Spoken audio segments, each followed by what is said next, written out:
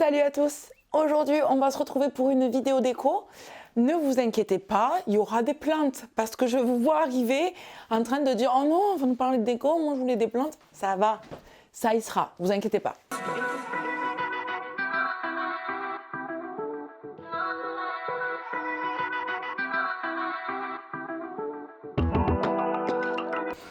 Du coup, il y aura à peu près 3-4 astuces déco, je sais pas encore, on verra au feeling. La première astuce déco est un miroir. Est un miroir soleil, comme on peut en voir des fois, vous savez, dans les boutiques du type Maison du Monde, tout ça. Ils ont des miroirs en fait qui coûtent une blinde, voilà. Moi, non, je me suis dit non, j'ai pas envie de foutre 50-60 € dans un miroir, tout simplement. Donc j'ai cherché des tutos et j'ai trouvé une astuce déco plutôt simple. Donc je vais pas vous faire en fait un tuto étant donné que ça se trouve très facilement sur internet, mais en vous expliquant déjà là comment moi je l'ai fait, je pense que vous pouvez y arriver. De base, vous avez besoin d'un miroir. Moi j'avais trouvé celui-ci à Auchan à quelques euros, mais vous avez également des fois Action, des petits miroirs que vous pouvez utiliser pour le faire, il n'y a aucun problème. Ensuite il vous faut des pics à brochettes, vous savez comme vous pouvez acheter pour faire des brochettes tout simplement au rayon cuisine. Et ensuite il vous faut un pistolet à colle avec de la colle, voilà.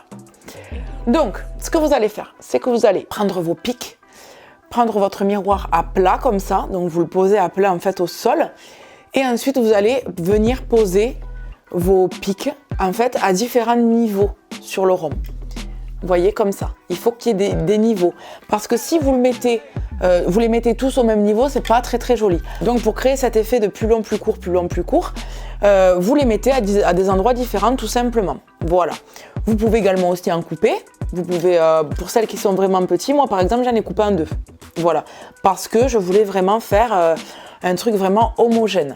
Ensuite, une fois que vous les avez tous posés, comme ça, vous allez tout simplement prendre votre pistolet à colle et coller toutes les parties centrales où vous avez les pics. Moi j'en ai mis beaucoup parce que je voulais être sûre que ça tienne bien. Et pour l'accroche, vous mettez un petit trombone comme ceci. Voilà, vous ouvrez un petit peu le trombone et vous le collez. Une fois que vous avez fait ces étapes-là, c'est assez simple, vous voyez, c'est pas compliqué.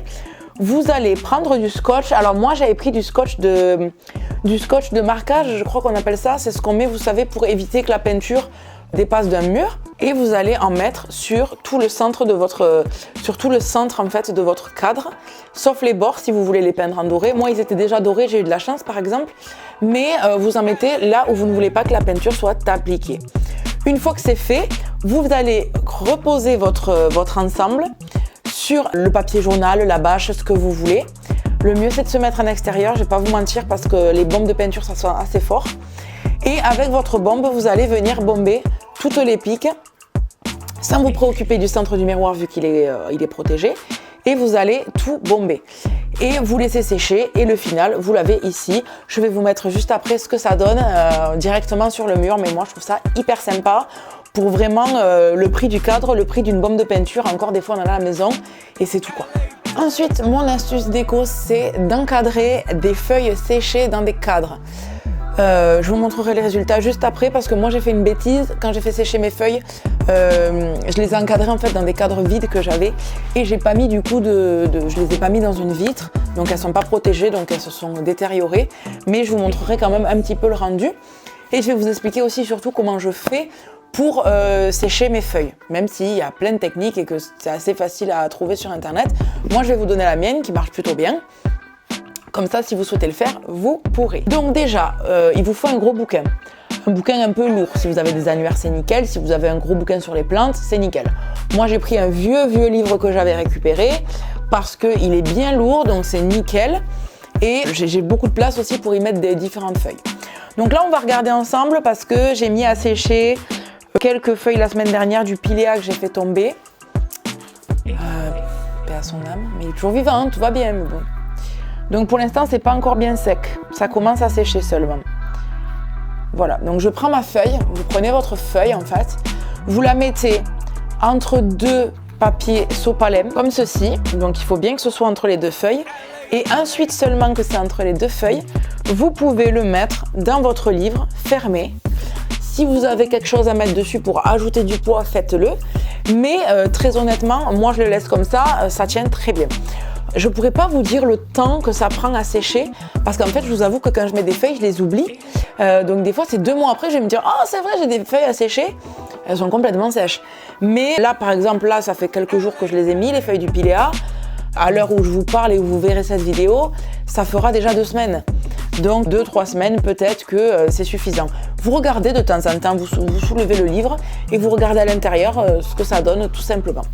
Et je vous mets du coup le résultat juste maintenant pour que vous voyez ce que ça donne directement sur le mur. Ensuite, une autre astuce, on reste dans le côté cadre déco. Voilà, donc moi je réalise des cadres moi-même, c'est-à-dire que j'achète très rarement des affiches. Avant je le faisais beaucoup, maintenant beaucoup moins, parce que ça me saoule un petit peu d'avoir des affiches que les gens ont déjà, ou alors il faut que ce soit vraiment des affiches un peu en édition limitée, des trucs comme ça. Du coup, ce que je peux vous recommander de faire, c'est de récupérer soit des vieilles partitions que vous pouvez trouver en vide-grenier, même des fois sur Le Bon Coin, vous regardez dans les dons, il y a des gens qui donnent des fois ce type de choses. En vide-grenier, il y a des gens qui en vendent, ou alors tout simplement, vous demandez si vous avez toujours vos grands-parents, s'ils ont des vieilles revues, des choses un petit peu vintage, des vieilles partitions de musique, et en fait, moi, pour les mettre en cadre, je regarde déjà si la dimension est correcte pour pas couper l'image complètement. Mais c'est que j'utilise du coup le derrière de mon cadre pour poser sur ma feuille. Donc je m'explique. Je prends cette partie-là, je la pose sur ma feuille, je découpe autour, comme ça je sais que j'ai exactement la bonne taille. Et ensuite, je la mets à l'intérieur. Et honnêtement, ça fait vraiment super sympa, c'est unique. Il faudrait vraiment avoir un coup de chance énorme pour tomber sur quelqu'un qui aurait chez lui la même affiche découpée dans un magazine de la même époque. Alors moi j'ai fait ça avec des choses vintage, si vous n'aimez pas le vintage, vous pouvez faire avec des affiches plus récentes que vous trouvez dans certains magazines. Voilà, vraiment, vous n'hésitez pas à découper en fait des choses qui vous plaisent. J'ai une petite alternative que je vais vous donner pour les personnes qui n'aiment pas ça et qui aiment ce qui est un petit peu motif ou abstrait. Alors je ne sais pas si ça se fait toujours, mais je sais qu'à une époque, vous pouviez aller dans les magasins de bricolage et de déco, type Leroy Merlin, Castorama, tout ça.